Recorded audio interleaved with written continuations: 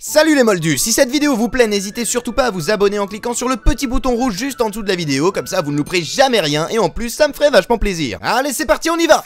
Quand on a rencontré Drago pour la première fois, nous l'avons tous trouvé détestable. Petit garçon arrogant, méprisant et parfois cruel, il s'en est vraiment fallu de peu pour qu'il finisse dans le top du top des personnages les plus détestés de la saga Harry Potter. Tout pile entre une certaine Dolores Ombrage et le Seigneur des Ténèbres en personne, Lord Voldemort. Et pourtant, aussi surprenant que ça puisse paraître, Drago est très loin d'être un personnage détesté du public. Et il est même pour certains d'entre nous d'ailleurs l'un des personnages préférés. Et c'est aussi mon cas. Au début je pouvais vraiment pas le supporter ce gamin, et d'ailleurs vous le savez, j'adore un peu me moquer de lui. Et pourtant plus on avançait vers la fin de l'histoire, plus je me suis surpris à ressentir une certaine sympathie à son égard. Alors qu'au début il représente vraiment tout ce qu'on peut détester. Il débarque à Poudlard un peu comme si le château était à lui, il ne respecte personne, même pas les professeurs, il fait du mépris de classe envers la famille Weasley qui est juste la famille la plus adorable du monde. Il se réjouit même de la mort des animaux et de ses camarades s'ils ont le malheur d'être ce qu'il appelle des sang de bourbe. En bref, le point de départ de Drago était pas vraiment glorieux. Et je pense que si on l'a tous pris en grippe comme ça dès le début de l'histoire, c'est aussi principalement parce qu'on a tous connu quelqu'un qui était un peu comme lui. Quelqu'un qui nous faisait un peu subir la même chose pendant notre jeunesse. On a tous connu un gamin comme ça qui joue les caïds dans la cour de récré et qui s'amuse à martyriser absolument tout le monde. Et pourtant, alors que tout semblait indiquer qu'on allait vouloir sa perte, on a aussi tous ressenti un énorme soulagement quand on a vu que finalement il s'en sortait. Et quand sa vie a été menacée à plusieurs reprises, on s'est sincèrement inquiété pour lui. Parce qu'en dépit de tout ce qu'il a pu faire de terrible, on ne lui voulait pas de mal au final. Mais pour nous faire passer d'une émotion à l'autre de manière aussi radicale, il a fallu du temps.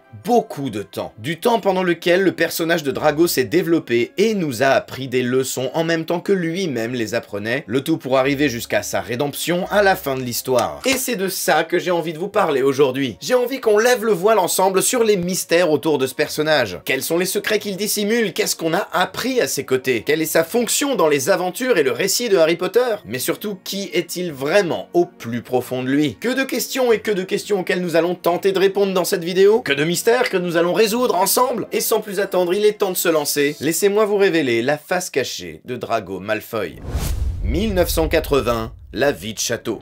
Dès le début de sa vie, déjà, Drago n'est pas comme les autres. Né dans une famille de sorciers dits de sang pur, terme utilisé pour désigner les familles de sorciers qui ne comptent pas de moldus ou de né-moldus dans leur lignée, Drago est un personnage qui se définit comme celui qui représente, d'une certaine manière, la lutte des classes. Parce que Drago naît dans une famille très riche, une famille élitiste qui se considère supérieure aux autres. Une famille bien arrogante comme il faut, dont il héritera de tous les pires traits de caractère. Et ce, dès sa venue au monde, puisque même dans le nom qui lui a été donné, le message était assez clair. Le nom de Drago, ou Draco en version originale, fait référence à Dracon, qui était un législateur athénien principalement connu pour avoir été le premier à décider de mettre la loi par écrit. Il crée donc d'une certaine manière le principe des textes de loi et des codes qui vont les consigner, qu'on utilise d'ailleurs encore aujourd'hui. Et la petite particularité des lois qu'il avait écrites, ce Dracon, c'est qu'elles étaient vraiment, mais alors vraiment ultra vénères. Pas compliqué, presque tous les crimes et tous les délits étaient passibles de la peine de mort. Rigolez vraiment pas du tout le gars. D'ailleurs, c'est de son nom que vient le mot draconien qu'on utilise quand on parle d'une action qui est très radicale et surtout très sévère. Et on reconnaît très bien là-dedans le caractère de ce cher Drago, qui se montre vraiment sans pitié avec ceux qu'il n'aime pas et surtout avec les sorciers qui ne sont pas de sang pur, parce que Drago c'est un enfant qui pense que les sorciers qui ne sont pas de sang pur ne devraient même pas avoir le droit d'étudier la magie. Pour lui, tout ce qui est né moldu, sang mêlé, etc., ça devrait même pas avoir le droit d'entrer à Poudlard. Et ça on le sait parce que c'est ce qu'il dit dans la chambre des secrets au moment où le basilic commence à attaquer les nés moldus. On peut le voir se réjouir de tout ce qui se passe dans Harry Potter et la chambre des secrets. Mais encore plus que ça, le nom de Drago constitue une double référence, puisqu'il fait aussi écho à la constellation du dragon, chose assez commune dans sa famille et aussi dans celle des Black, avec qui les Malfoy s'entendent à merveille, et avec qui ils sont même unis par les liens sacrés du mariage grâce à la mère de Drago, Narcissa. Très souvent, on retrouve dans ces deux familles des noms de personnages qui sont empruntés aux étoiles. Et ça, bon, on en a vraiment parlé énormément sur la chaîne, donc je vais pas forcément vous faire toute la liste. On a Orion, on a Sirius, on a Bellatrix,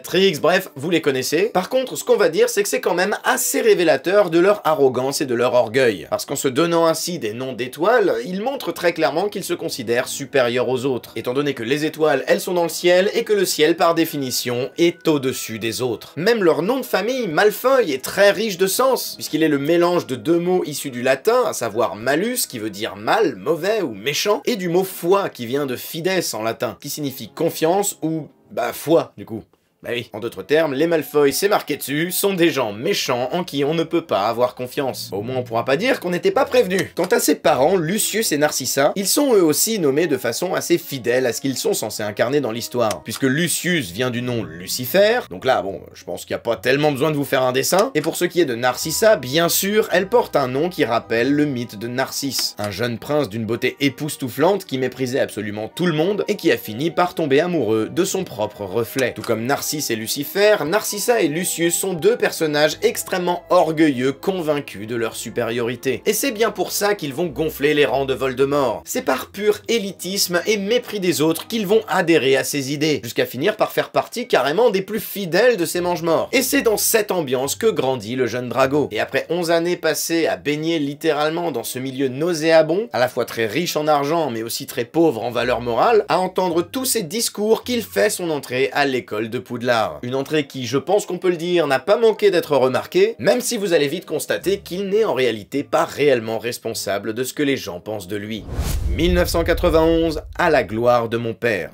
Quand Harry rencontre Drago chez Madame Guipure dans le livre, donc dans le magasin où les jeunes sorciers vont acheter leurs robes, c'est assez étrange mais c'est très différent du film. Dans le film, on comprend tout de suite que ça va être un méchant. Il se la pète énormément, il dénigre directement Ron, qui est pour l'instant le seul ami de Harry, et qui pour le coup est vachement sympa et très attachant. Dans le film, on a toutes les raisons du monde de ne pas l'apprécier. Ça c'est clair. Alors que dans le livre, Harry rencontre Drago sur le chemin de traverse. Donc avant de rencontrer Ron dans le Poudlard Express. Drago est le premier sorcier de son âge que Harry va rencontrer. Et l'interaction qu'il a avec lui est particulièrement brillante, parce qu'en quelques mots, à ce moment-là, on comprend tout du personnage de Drago. Pour commencer, quand Drago voit Harry pour la première fois, il faut bien avoir en tête qu'il ne sait pas du tout qui il a en face de lui. En fait, il ne sait absolument rien de Harry, même pas la maison dans laquelle il va être placé, puisqu'ils sont pas encore à Poudlard, et les premiers mots que Drago a pour Harry sont « Salut, toi aussi tu vas à Poudlard ?» Et je sais que c'est déstabilisant de se dire ça maintenant, hein, ce que je vais vous dire ça va peut-être vous choquer, mais remettez-vous à la place d'un lecteur qui découvre ça pour la première fois, mais la première fois qu'on le voit, Drago est amical. C'est lui qui fait le premier pas vers Harry et qui essaye de sympathiser avec lui. Puis après il lui demande s'il a un balai, s'il joue au Quidditch. Bref, une discussion normale entre deux enfants finalement, dont un qui comprend que dalle à ce que l'autre raconte parce qu'il vient de débarquer dans le monde des sorciers, mais sinon c'est juste du blabla de gamin qui essaye de faire connaissance. Et Drago lui tend d'ailleurs énormément de perches pour faire connaissance. Il s'intéresse à lui, il lui pose des questions sur lui. On comprend aussi que Drago est bourré d'énormément de préjugés, comme quand il parle de Hagrid en le désignant comme une sorte de domestique, mais surtout, il y a deux mots très importants pour Drago qui reviennent systématiquement dans sa bouche, et ces deux mots, c'est mon père. Mon père dit que, mon père fait ci, mon père fait ça. Bref, dès qu'on rencontre Drago dans le livre La Messe est dite, Drago est un enfant qui répète ce que dit son père, qui pense ce que pense son père, et qui calque tout son comportement sur celui de son père. Et c'est à partir de là que le combat intérieur de Drago va commencer. Drago commence son aventure en digne fils de son père, à tel point qu'il est directement envoyé à Serpentard avant même que le Choixpeau n'atteigne vraiment le sommet de son crâne. Et il en est fier, le bougre, parce que son père, ce grand homme, était lui-même à Serpentard. En résumé, Drago est une version miniature de son géniteur, parce que son père est parfait. Donc c'est comme ça qu'il doit devenir lui aussi. Et comme le ferait un enfant, il le fera sans aucun filtre dans ses propos, car comme le disait Camini, oh la vache, la référence de vieux quoi, vous l'avez aussi celle-là ou je suis déjà trop vieux? Bref, comme le disait Camini, dans la bouche des enfants réside bien souvent la vérité des parents. Et avec Drago, bah c'est ça, c'est pas faux. Drago va reproduire le schéma de son père en imitant son comportement, mais en l'exagérant au maximum. Parce que comme tous les enfants de 11 ans, Drago ne sait pas doser son comportement. Et c'est normal, on peut pas lui en vouloir. Mais il se trouve aussi que derrière ce masque, Drago reste justement ce petit garçon, avec des émotions très naturelles et très spontanées, et c'est dans la forêt interdite, alors qu'il est en retenue aux côtés de Harry, que les premières failles dans sa confiance en lui vont se faire remarquer. Car au moment où Drago se retrouve face à Voldemort, lui aussi, on l'oublie assez souvent, mais il était bien là, hein, quand Harry a vu Voldemort vampiriser la licorne, il s'est enfui à toutes jambes pour aller retrouver la chaleur et la sécurité offertes par les murs du château. Ce qui a le mérite de nous montrer deux choses. D'abord que finalement, pour quelqu'un qui critique souvent l'école et qui prétend qu'elle n'est pas digne de lui, bah il s'y sent pas si mal, puisque c'est là-bas qu'il va trouver refuge, mais surtout ça nous montre encore une fois que Drago n'est qu'un enfant. Un enfant qui a besoin de sécurité et d'un cadre pour pouvoir grandir sereinement. La première fois que Drago a vu Voldemort, qui n'est nul autre que son futur patron, hein, en fin de compte, il a eu peur de lui. Ce qui veut dire que Drago n'est pas réellement le méchant qu'on essaye de faire de lui. Il n'est pas non plus le méchant qu'il pense être et qu'il essaye de devenir, principalement pour faire plaisir à ses parents. Et à ce moment-là, Drago constate que les forces du mal mal, c'est pas juste papa et maman qui restent quand même bienveillants, parce que c'est quand même leur fils unique, donc bien sûr ils vont pas lui faire de mal. Les forces du mal, c'est aussi ce qu'il vient de voir dans la forêt interdite. Drago n'a pas conscience d'à quel point ce milieu est dangereux, parce que pour l'instant tout ce qu'il connaît de ce milieu, c'est ses parents et sa famille. Mais dès qu'on sort de ce cercle très proche, de ce cercle très intime et protecteur, les forces du mal, ça regroupe aussi des gens comme Lord Voldemort qui en ont rien à foutre de la sécurité de Drago, et qui pourraient effectivement avoir envie de lui faire du mal sans aucun problème. Ce qu'il ne réalise bien sûr pas encore à ce moment-là, parce qu'il manque cruellement de recul. N'oublions pas qu'il sort tout juste de 11 années passées avec sa famille, et uniquement sa famille. Donc il va lui falloir du temps, il va falloir être patient avec lui. Et d'ailleurs, puisqu'on parle de Harry, il faut aussi se souvenir que Drago a tenté de devenir son ami, en lui proposant de le conseiller sur les gens qu'il faut éviter. Donc même une fois qu'il sait qui il a en face de lui, au départ,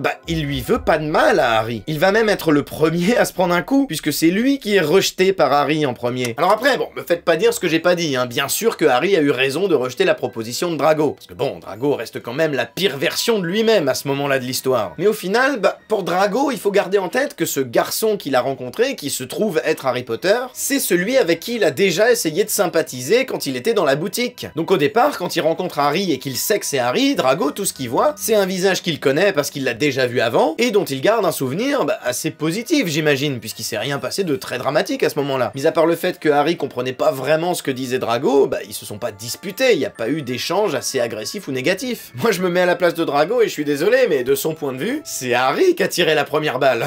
En lui foutant un gros vent quand il a refusé de lui serrer la main. Parce qu'il était pas méchant avec Harry, Drago, là. Drago idolâtre son père. Il veut tellement être comme lui, que quand on finit par enfin le rencontrer dans Harry Potter et la Chambre des Secrets, il est littéralement une version sérieuse et aboutie, si on veut, de ce que Drago voudrait être. Sauf que là où pour Drago tout ça n'est encore qu'un jeu qui consiste à tout bien faire comme papa a dit, pour Lucius c'est beaucoup plus grave parce que c'est un adulte. Donc quand il parle, ce sont ses opinions, et quand il agit, ce sont ses crimes. Puisque Lucius, contrairement à son fils, n'est plus un enfant. Et c'est là qu'on se rend compte pour la première fois qu'il existe entre Drago et son père une grande complicité, mais aussi une certaine forme de pression. Car Drago est comme son père parce que c'est ce que son père attend de lui. Et comme ce que recherche Drago, comme pour n'importe quel autre enfant, c'est la fierté de ses parents, eh bien il le fait. Même si ça ne correspond finalement pas tant que ça à sa personnalité. Et d'ailleurs on le voit bien, mais les excès de méchanceté de Drago, c'est typique des gens qui surcompensent parce qu'ils essayent de ressembler à quelque chose qui ne leur correspond pas. Au plus profond de lui, il y a quand même une petite voix qui lui dit que ce qu'il fait, c'est pas bien, j'imagine. Mais cette fierté et cette arrogance n'auront de cesse de s'émousser avec le temps, car plus on avancera vers la fin de l'histoire, plus Drago prendra conscience que son père n'est pas si parfait que ça. Que son père est faillible, voire même d'une certaine manière assez fragile. Ce qui fait que plus on avancera vers la fin de l'histoire, plus Drago essayera de prendre son envol en s'éloignant du schéma paternel, en particulier, et évidemment qu'on allait finir par en parler, à partir du moment où Lucius tombe en disgrâce parce qu'il a perdu la prophétie, et à partir du moment où Lord Voldemort en personne commencera à s'intéresser à lui.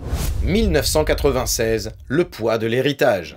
Et s'il s'intéresse à lui, il faut pas croire que c'est parce qu'il a des compétences particulières, non. Parce que ok, Drago est un sorcier talentueux, qui a des bonnes notes à l'école, ça d'accord, mais ce qui intéresse Voldemort à ce moment-là, c'est surtout que grâce à Drago, il va pouvoir faire souffrir Lucius et Narcissa, en s'en prenant directement à ce qu'ils ont de plus cher au monde, leur fils unique. C'est là que tout bascule pour Drago, au moment où il se voit confier la mission périlleuse de tuer Dumbledore. Et qu'on se le dise, tout le monde sait qu'il n'y arrivera jamais. Parce qu'après tout, comment un sorcier qui n'a même pas encore fini ses études pourrait être en mesure de vaincre le seul sorcier qui parvient encore à effrayer Voldemort? Comment un sorcier de 16 ans, qui n'est certainement même pas capable de vaincre le plus faible de tous les mange-morts, pourrait n'avoir que l'ombre d'une chance face à Albus Dumbledore, que Voldemort lui-même ne parvient pas à neutraliser? C'est clairement une mission suicide, qui n'a aucun autre but que de torturer ses parents pour les punir de leur manque de loyauté. Et si on se penche un tant soit peu sur ce que peut ressentir Drago à ce moment-là, c'est qu'il paye le prix des erreurs de son père, et que c'est à lui d'assumer la terrible responsabilité de ses échecs, lui qui n'avait jusque-là rien fait d'autre que d'être simplement un enfant. Bon, et il a fait 2-3 conneries aussi, on va pas se le cacher. caché, mais comme on l'a dit, c'était pour plaire à son père. Donc ça revient plus ou moins à la même chose finalement. C'est là que l'image idéale que Drago se faisait de son père s'effondre complètement, et qu'il se rend compte de plus en plus qu'il n'a pas été guidé par les bonnes personnes, et encore moins vers la voie qui lui correspond. En d'autres termes, il voit bien qu'il est pas fait pour ça, parce que même quand il essaye vraiment d'accomplir sa mission, bah il fait que rater. D'abord il essaye de tuer Dumbledore avec un pendentif maudit, mais ça marche pas. Puis il essaye de le tuer en l'empoisonnant avec une bouteille de vin, mais ça marche pas non plus. Et si ça marche pas, c'est pas parce que Dumbledore a détecté le truc. Ça marche pas parce que c'est pas tombé sur la bonne cible, pour la simple et bonne raison que ses plans étaient foireux à chaque fois en fait. Ah non, Drago c'est vraiment pas le roi du plan démoniaque, hein, ça c'est clair. Et à chaque fois ça va rater, principalement parce qu'il n'a pas envie de le faire. Parce qu'il a trouvé en Dumbledore une figure paternelle qui s'occupe bien mieux de lui que ne l'a jamais fait son propre père. Mais il n'a pas le choix, et quand enfin il se tient devant Dumbledore à deux doigts de lui lancer un Avada Kedavra, au lieu de simplement prononcer la formule qui lui permettrait de remplir sa mission et finalement de réhabiliter sa famille, il se met à sangloter et explique ce qui se passe à Dumbledore, comme pour lui demander de lui venir en aide. À cet homme qu'il a si souvent défié lors de ses premières années, et qu'il méprisait ouvertement devant les autres. Et c'est là que se trouve tout le nœud du problème, dans l'expression « devant les autres ». Parce qu'à la fin de l'histoire, quand il se retrouve à devoir reconnaître Harry dans le manoir des Malfoy, il prend la première décision qui n'appartient qu'à lui. Il choisit de ne pas le dénoncer, et fait semblant de ne pas le reconnaître. Par contre, dans la salle sur demande, à la fin, lorsqu'il est accompagné de ses deux acolytes, il essaye de nouveau de jouer les méchants, mais sous la pression des deux autres. Mais au fond, on sait très bien qu'il a depuis longtemps cessé d'être celui qu'il prétendait être, ou du moins celui qu'on a voulu qu'il devienne. L'histoire de Drago, c'est l'histoire d'un enfant qui a été politisé dès son plus jeune âge par ses parents, qui a été conditionné et endoctriné quelque part parce qu'il est né dans une famille de gens très radicaux. Son combat, c'est le combat d'un jeune garçon qui va petit à petit apprendre à déconstruire les idées préconçues qu'on lui a mis dans le crâne pour se rendre compte que la vraie vie, c'est pas uniquement ce que les parents lui ont raconté. C'est beaucoup plus complexe que ça. L'histoire de Drago, c'est l'histoire d'une émancipation. L'histoire d'un jeune homme qui va se découvrir lui-même, qui va apprendre à se forger son propre caractère et sa propre personnalité, tout en abandonnant celle qu'on a essayé de lui inculquer. Un apprentissage qui n'aura pu se faire qu'en côtoyant d'autres personnes, en dehors de sa bulle, en confrontant ses idées aux autres membres de la communauté magique, quels qu'ils soient. L'histoire de Drago, c'est l'histoire d'une personne qui va apprendre à accepter la différence. Le tout guidé par d'autres adultes qui ne sont pas ses parents, guidé par des jeunes de son âge qui viennent d'un peu partout, jusqu'à parvenir à la rédemption grâce à la meilleure de toutes les thérapies, une thérapie qui porte le nom de Poudlard. J'adore la première scène où Harry rencontre Drago dans la boutique de Madame Guipure. Le message derrière l'histoire de Drago, c'est prenez deux enfants et mettez-les dans la même pièce, sans rien leur dire, et qu'est-ce qu'ils vont faire? Ils vont juste parler ou jouer ensemble, comme l'atteste leur première rencontre sur le chemin de traverse. Mais si vous mettez un adulte derrière chacun des deux enfants, qui va leur expliquer que l'autre enfant n'est pas bien parce qu'il est différent, alors ils se détesteront sans même savoir pourquoi et sans jamais avoir appris à se connaître. L'histoire de Drago, c'est une ode à l'acceptation de l'autre et de ses différences. Et ce n'est d'ailleurs pas pour rien que Harry le sauve dans le dernier tome de la saga. C'est parce qu'en dépit de tout ce qu'ils ont pu se faire l'un à l'autre, et malgré toute la haine qu'il y a eu entre eux, au fond d'eux-mêmes, ils le savent tous les deux. Ces combats qui les ont opposés jusque-là n'étaient pas les leurs, mais ceux d'une génération passée qu'on a tenté de poursuivre à travers eux. Ce qui fait que le sauvetage de Drago par Harry dans la salle sur demande n'a rien d'anodin. Il représente l'espoir incarné par la nouvelle génération, l'espoir de faire mieux ensemble plutôt qu'en s'affrontant, l'espoir de laisser les erreurs de la génération précédente derrière nous, l'espoir d'un monde meilleur dans lequel on vivrait tous ensemble et pas dans la haine. Et quand on sait que le thème central, le thème le plus important de la saga Harry Potter, c'est justement l'amour, tout prend un sens et tout colle parfaitement. Bref, en un mot commençant, aimons-nous les uns les autres, telle est la grande leçon de la face cachée de Drago Malfoy. Et voilà les amis, c'est la fin de cette vidéo, j'espère qu'elle vous a plu. Si c'est le cas, n'hésitez pas à vous abonner en cliquant sur le petit bouton qui s'affiche juste au milieu de votre écran, n'hésitez pas à aller voir l'une de ces deux autres vidéos que je vous mets également juste ici. Pensez également à me laisser un petit commentaire avant de partir parce que ça fait toujours plaisir de vous lire. Pensez à mettre un petit like, pensez à partager la vidéo aussi pour la montrer à tout le monde. Et sur ces bonnes paroles, eh bien moi je vous dis à très bientôt, je vous fais tout plein de gros bisous comme d'habitude et vous le savez,